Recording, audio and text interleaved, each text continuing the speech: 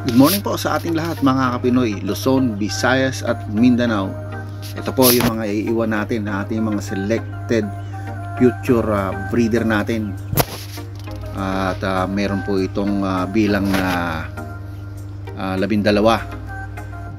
At sila na po yung iiwanan natin dyan para maging future breeder natin someday.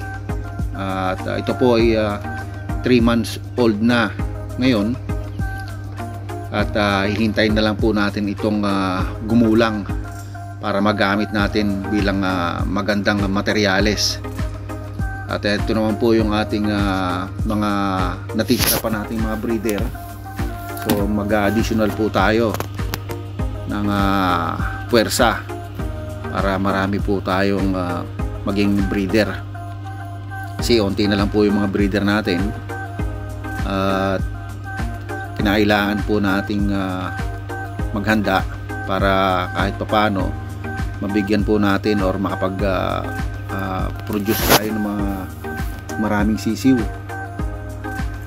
para pagka mayroon po tayong mga buyer is marami po tayong ibebentang mga darag. At hindi muna tayo makakapag-out ngayon dahil nabili na po yung iba nating mga pang-out. So medyo matagal po tayong hindi makakapag-release dahil kokonti na lang po yung mga pa natin dyan, mga pang-out. So iba po dyan is mga pangkain na mga Pinoy.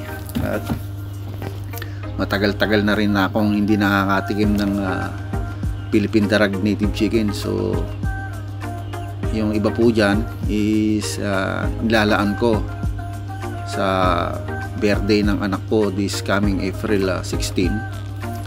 At makapagkatay po tayo kahit na konti at makatikim tayo ng masarap na pangulam at panghanda para mapatikim naman natin sa ibang mga tao yung ating alaga.